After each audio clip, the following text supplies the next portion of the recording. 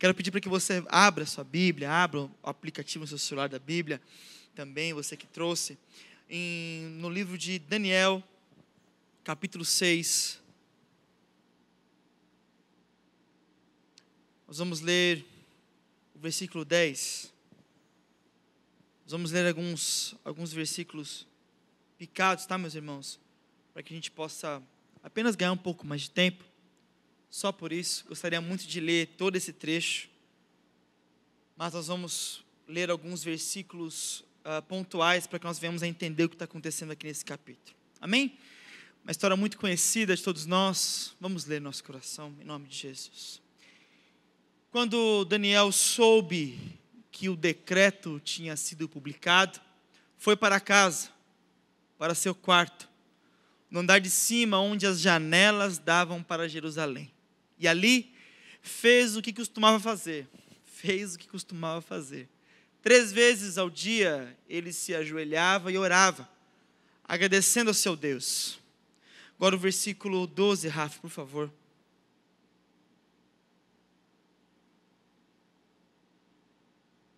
É que eu não estou enxergando muito bem aqui, peraí.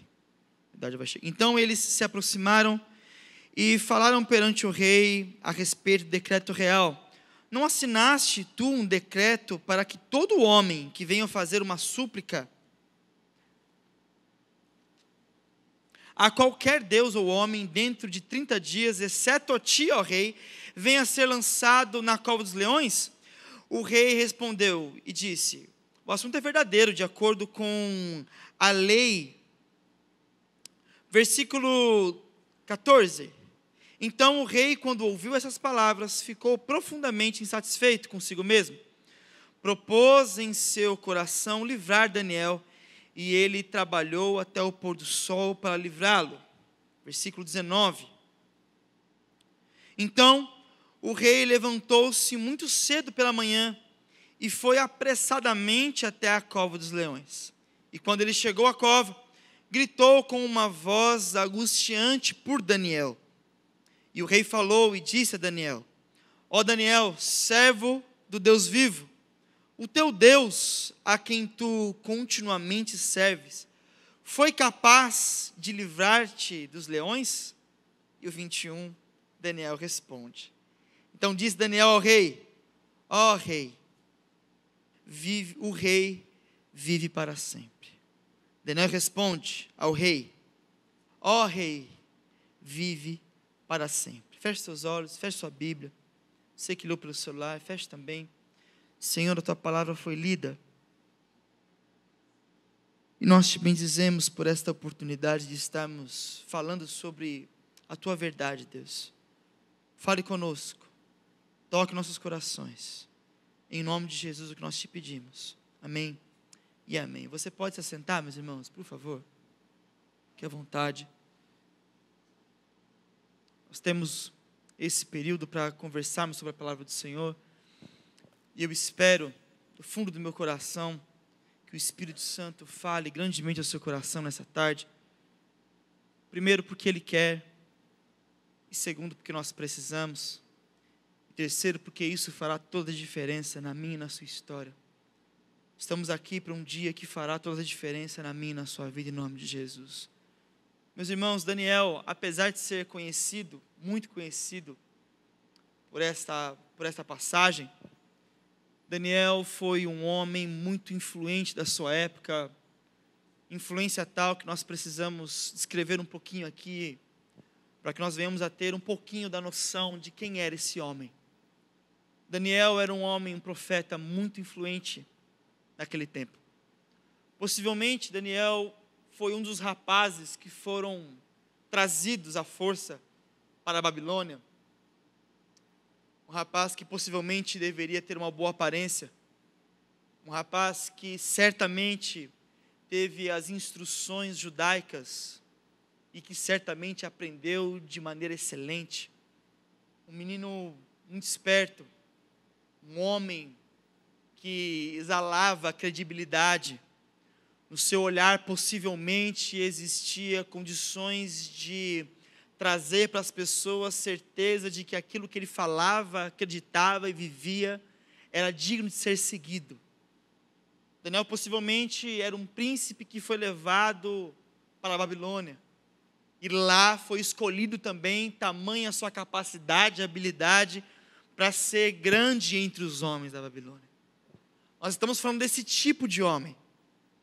Nós estamos falando desse tipo de caráter também. Estamos falando desse tipo de pessoa que escolheu fazer a diferença, que escolheu ser grande.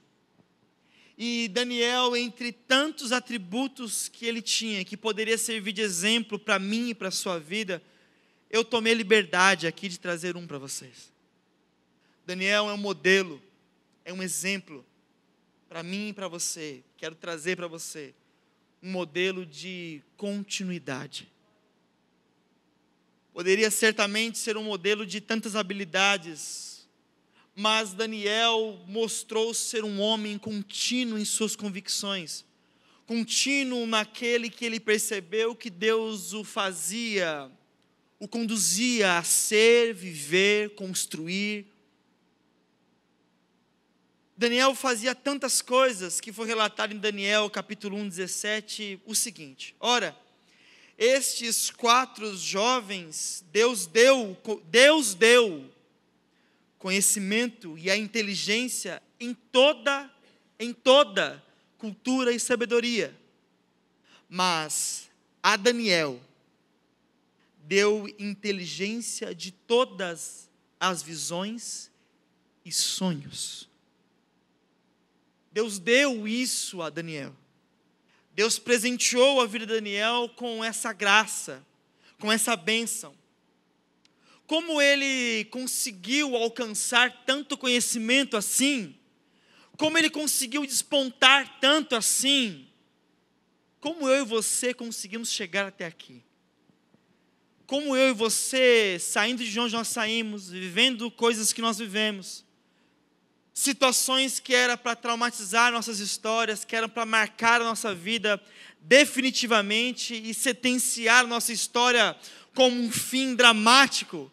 Como eu e você conseguimos chegar aqui e não de qualquer maneira, não apenas bem vestido, não apenas com um olhar seguro, não apenas certos de que aquele que chamou é fiel para concluir, mas eu consigo ver nos nossos olhares aqui semanalmente, às quintas-feiras, um povo que se levantou para viver algo que pode sim não estar sendo passivo de ser visto, mas queime nossos corações todos os dias. A certeza de que a nossa casa, o estado do nosso lar atual, não representa em nada o estado que nós cremos que a nossa família, a nossa casa, estará não muito depois desses dias. Eu sei que na sua casa, porque eu faço isso, se eu faço isso, quanto mais vocês que são pessoas realmente, verdadeiramente, de uma estirpe tão elevada, eu imagino que vocês também façam isso muito melhor do que eu. Eu acredito que nós olhamos para nossas situações, vemos ela e fazemos questão de dizermos palavras que são totalmente contrárias às notícias, às situações que nós vivemos.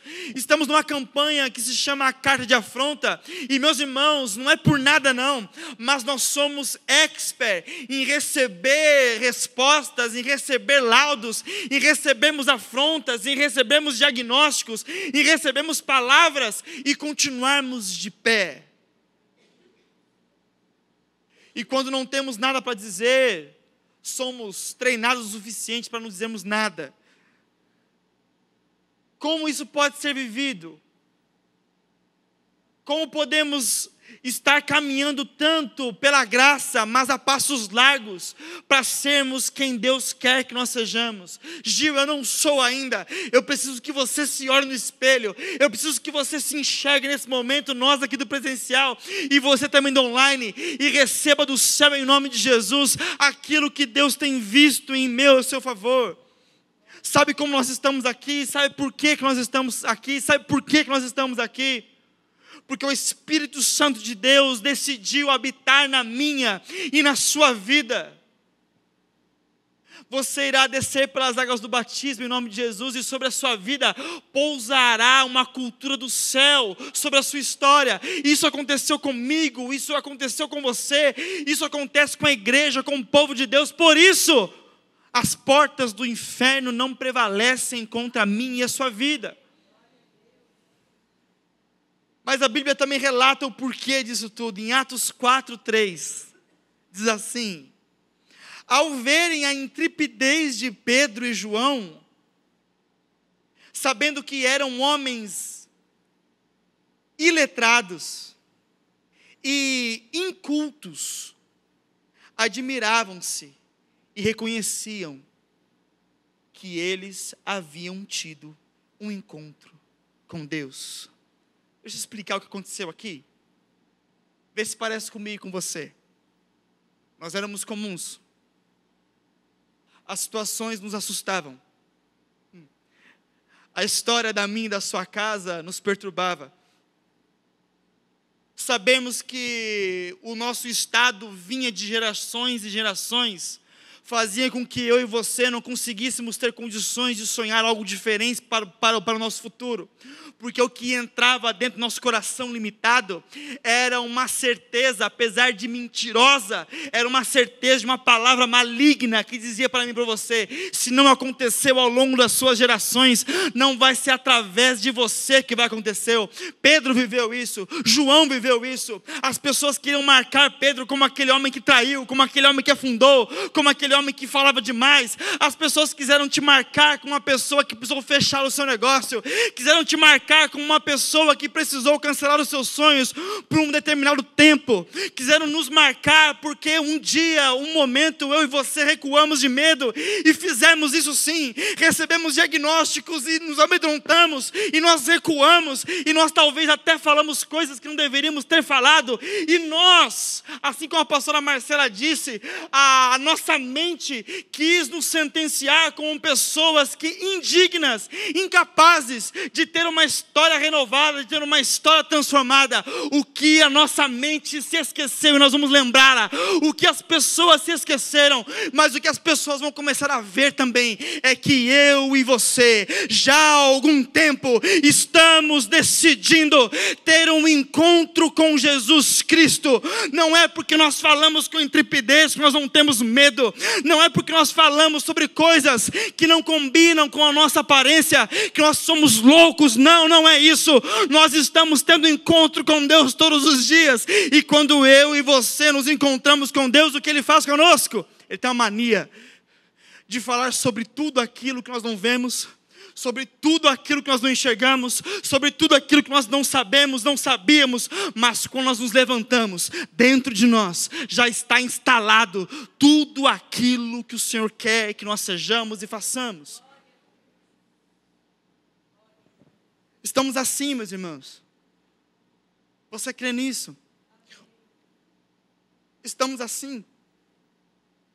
Pode parecer que não, mas nós estamos firmes. Pode parecer que não, mas nós estamos decididos. Pode parecer que algumas vezes nós balançamos e até pensamos em desistir, mas nós não vamos desistir, e você sabe disso. Max Lucado fala uma frase assim: só pode pensar em desistir aquele que sabe que não vai desistir. Nós pensamos, nós até mesmo falamos, mas dentro do nosso coração arde algo que nós decidimos nunca mais largar. E eu quero trazer para vocês aqui algo que acontece conosco nesse momento. Acontecem diagnósticos. Vem sobre as nossas vidas afrontas. Vem sobre nossa mente acusações. Vem sobre o nosso lar palavras que nós nem sabemos de onde vêm. Só sei que uma certa hora do dia ela está lá. Você amanhece, faz o seu café e você está com os seus e todos estão sonhando. Todos estão prontos para ir produzir, trabalhar. Passa uma hora. Chega no seu WhatsApp assim, os seus dizendo: eu não sou feliz. Eu não estou contente. Não vai dar certo. Eu lembro, meus irmãos, a Bia, a Vinco, o Benjamin, Mas eu lembro que nós estávamos a caminho de ter nossa primeira gestação. Eu lembro que no meio desse caminho, que nós queríamos que fosse tão natural, veio algo que mudaria toda a nossa gestação do Benjamin. E é assim comigo e com você também. Eu sei que você planejou o seu ano de 2022, o ano da nova história. E sobre cada mês que você colocou seus planos, talvez tenha vindo palavras diferentes. Daniel tinha um hábito de orar 3 vezes ao dia. E ele orava nos mesmos períodos, da mesma forma, em direção ao mesmo lugar, com a mesma janela aberta. Ele não estava em Jerusalém, mas ele via Jerusalém. Ele orava por Jerusalém. Ele amava Jerusalém, porque Daniel amava as coisas que Deus amava. Eu e você podemos ser limitados, mas o fato de amarmos as coisas que Deus ama, o fato de nós buscarmos pelas coisas que Deus quer que nós busquemos, o fato de nós nos convertermos todo dia para a direção que Deus quer nos conduzir, faz com que nos façamos pessoas especiais. Um decreto queria colocar em xeque uma continuidade das nossas vidas. Palavras querem colocar à prova algo que eu e você começamos. Os seus sonhos. Os meus e os seus sonhos. Talvez os meus e os seus projetos hoje estejam sendo colocados à prova. Talvez você não tenha sonho nenhum, mas você se colocou a sonhar. E imediatamente a sua mente pensou assim: tem certeza que você pode sonhar? Talvez você não tenha projeto algum, mas você mudou a sua postura. Você começa a acompanhar pessoas que sonham, a copiar pessoas que sonham, falar como pessoas que sonham, até com que você crie coragem de sonhar. E não tem problema nenhum nisso, meu irmão, comece a fazer isso. Se você não tem força de escrever, se você não tem força de planejar, se você não tem coragem de contar para a sua família os sonhos que estão dentro do seu coração, em nome de Jesus, pelo menos, nos levantemos essa tarde para mudar nossa postura. Podemos não ter coragem de falar ainda, mas o Senhor nos dá coragem para nos levantar em nome de Jesus, levantarmos a nossa cabeça também em nome de Jesus, curarmos nosso coração, colocar ele diante de Deus, todos os nossos sonhos. E não importa se a minha mente, se as pessoas se levantarem, se as situações se levantarem, porque não são pessoas que se levantam contra mim e contra você. A nossa guerra não é sobre isso, não é sobre isso que Deus está falando, não é sobre isso que Deus nos alerta, mas é sobre as situações que são levantadas através de pessoas. Meu irmão, em nome de Jesus, Deus te levantou para sonhar, e não existe nenhuma afronta que pode questionar isso na minha e na sua vida. Quando veio um decreto sobre a gestação minha e da Bianca, o seu filho tem um tumor. A primeira coisa que nós precisamos fazer, eu e a Bianca, é olhar para essa gestação e dizermos assim: essa gestação não é um risco. Essa gestação não é para nos deixar maluco. Essa gestação não é para nada que não seja para a honra e para a glória do Senhor.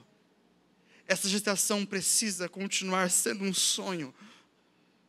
Quando você olha para os seus projetos e você vê que a tua conta não bate, quando você olha para o teu filho e você percebe que ele está ainda mais viciado, quando você olha para o teu relacionamento conjugal e você percebe que existe ainda mais distância, quando nossos sonhos eles estão em xeque, o Senhor vai usar a minha e a sua boca, encher a minha e a sua boca, para dizer que este sonho que foi entregue na minha e na sua vida como um sonho, não virará um pesadelo, não será um pesadelo, porque eu e você estamos nos levantando hoje, através da presença do Espírito Santo, mesmo mediante essas cartas malignas de afronta, que querem nos desanimar, para dizer, o nosso sonho continua sendo um sonho, em nome de Jesus. O que querem desafiar a nossa fé. Posso fazer esses paralelos com a experiência que eu tive com meu filho? Eu não vou soar cansativo. Apesar de eu perceber que essa história fará parte da minha vida, falo isso com muito temor, eu quero viver experiências novas. Olha só. Porque nós pensamos que o que nós estamos precisando, que Deus nos livre hoje, bastará para o resto da nossa vida. E eu nunca disse isso em voz alta, mas eu sei que outros laudos virão. Eu sei que outras necessidades chegarão. Porque existe algo dentro de nós que o inimigo tem intenção de abalar, que é o que agrada o coração de Deus, que é a fé que Ele colocou em nós. Sabe o que faz? Eu e você passarmos por tempos difíceis, e além de nós não nos abatemos, nós mantemos a nossa posição rumo ao nosso alvo, mesmo sabendo que nessa estrada existem outros percalços. É porque mais do que o medo das notícias difíceis, está dentro de nós o desejo de aquecer ainda mais a nossa fé. Mais do que o medo de passar pelas incertezas novamente, está sobre a nossa vida milagrosamente o desejo de viver debaixo da dependência de Deus. Mais do que não queremos nem passar pela nossa cabeça noites de novo de choro como noites que nós já tivemos, dentro de nós existe uma coragem de conquistar aquilo que Deus tem para as nossas vidas, mas daí só para o nosso ouvir assim, vai ser difícil, e a sua fé diz assim, mas você pode vencer, vai ser problema, mas dentro de você diz assim, Deus já venceu esses problemas, tenha bom ânimo, porque aquele que morreu na cruz do Calvário e levou sobre ele todas as enfermidades, tudo aquilo que nos incomodava, já venceu o mundo. Não é o nosso intelecto que diz isso, é a fé que está em nós que diz isso. Fé essa que faz com que Daniel não se abale, mas vá manter a sua rotina. Meu irmão, em nome de Jesus, a sua fé vai fazer com que você não mude o curso da tua história. A sua fé vai fazer com que você não mude o caminho perfeito que Deus tem para a sua vida. A sua fé vai fazer com que você olhe para as coisas que Deus quer que você faça e te dê coragem para realizar. Daniel foi para onde ele costumava ter encontros com Deus. Mesmo com uma sentença, mesmo com uma carta, notícias, cartas, preocupações, palavras mal faladas, palavras malditas, não vão nos tirar de lugares que nos levam até a presença de Deus. Não vão nos tirar. Não vão nos tirar. Você crê nisso? Nós cremos nisso. E por último, meus irmãos, nós vamos dizer nessa tarde que não são as cartas que nos afrontam. Nós vamos, e digo isso realmente com muito temor, porque sei do meu tamanho, sei da minha pequenez, sei o que se passa na minha mente todos os dias. Mas em nome de Jesus, se Deus nos levantou para isso, que o Senhor conceda nas nossas vidas uma coragem que nós precisamos, para que as cartas não coloquem a nossa vida em xeque, mas para que a nossa decisão de viver milagres coloquem todas essas provas em xeque. Estão se levantando contra nós, querem se levantar contra nós. Quiseram se levantar contra o reino de Israel e tinha um menino chamado Davi, que em nome de Jesus, pelo nome de Jesus, não é que ele tinha tamanho, não é que nós temos tamanho, não é que nós temos condição, não é que nós temos palavra, não é que nós temos inteligência, não é que nós somos todos perfeitos, mas é que dentro de nós existe o Espírito Santo de Deus, e isso nos dá intrepidez, isso nos faz fazermos coisas que naturalmente não conseguiríamos fazer. Nós não temos habilidade para isso, mas nós conseguimos fazer coisas de pessoas habilidosas. Nós até mesmo não temos o QI suficiente, mas nós conseguimos ter respostas, nós conseguimos ter coisas, nós conseguimos escolher de maneiras que só pessoas dotadas de uma inteligência muito grande conseguiriam. Sabe por quê? Porque nós temos o Espírito Santo, e se nós temos o Espírito Santo em nome de Jesus, não existe cova dos leões, não existe caixa de afronta, não existe tumor, não existe medo, não existe morte. Aonde está a morte?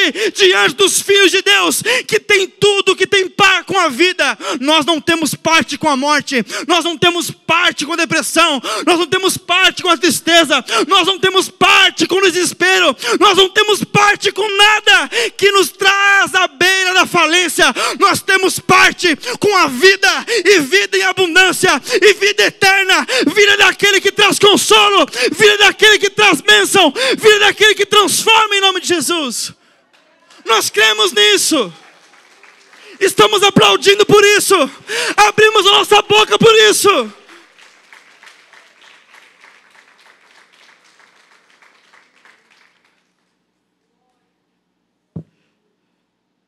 O rei diz: Daniel, você está aí, seu Deus o livrou.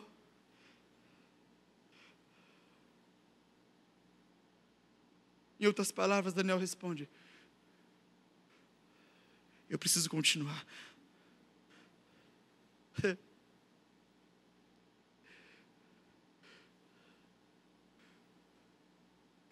Sabe o que nós vamos responder hoje para nossa casa? Eu sei que talvez hoje na minha casa eu precise dizer isso, então eu imagino que na sua também. Nós não temos muitos argumentos diante da situação, não é mesmo? Está difícil, não temos muito o que argumentar. Nós temos a palavra de Deus, que é a nossa verdade, que é a verdade de Deus em nós. Mas se estiver difícil de lembrar das coisas que nos trazem esperança, eu quero te dar um conselho, se você me permitir. Senta na mesa da sua casa, faça um café, como nossos pastores nos ensinam, e só diga assim: nós precisamos continuar. Vão se passar as águas agitadas, vão se passar as covas dos leões, o tempo de luto vai passar, o tempo de medo se vai, a falta vai ser preenchida, a visão será aberta, o coração será tratado, o físico será posto de pé de novo, a depressão vai embora, o vigor vem, a palavra volta, o sorriso volta, em nome de Jesus, porque nós precisamos continuar. Precisamos continuar, igreja. Você na sua casa precisa continuar. As cartas de afronta não vão nos parar. Essa é a função delas, nos parar. Mas nós temos um chamado, temos um propósito. E em nome de Jesus, nós vamos continuar, esquecendo-me das coisas que ficam para trás. Eu olho para o alvo, para o prêmio da soberana vocação. Você pode ficar com essa palavra. Nós podemos ficar com essa palavra. Levaremos essa palavra lá na nossa casa. Daqui a alguns minutos, nós vamos estar lá.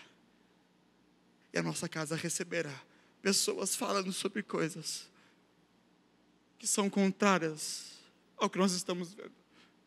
Se existe morte, nós vamos falar sobre vida. Se existe medo, nós vamos falar sobre coragem. Se existe desunião, nós vamos falar sobre aquele que une todas as coisas. Em nome de Jesus, amém, meus irmãos? E coloque a chave do destinatário. Na nossa igreja, a chave é o número do CNPJ. Digite o valor, confira os dados da conta e clique em transferir. Pronto, transferência realizada com sucesso. Para entregar o seu dízimo ou a sua oferta, faz um Pix.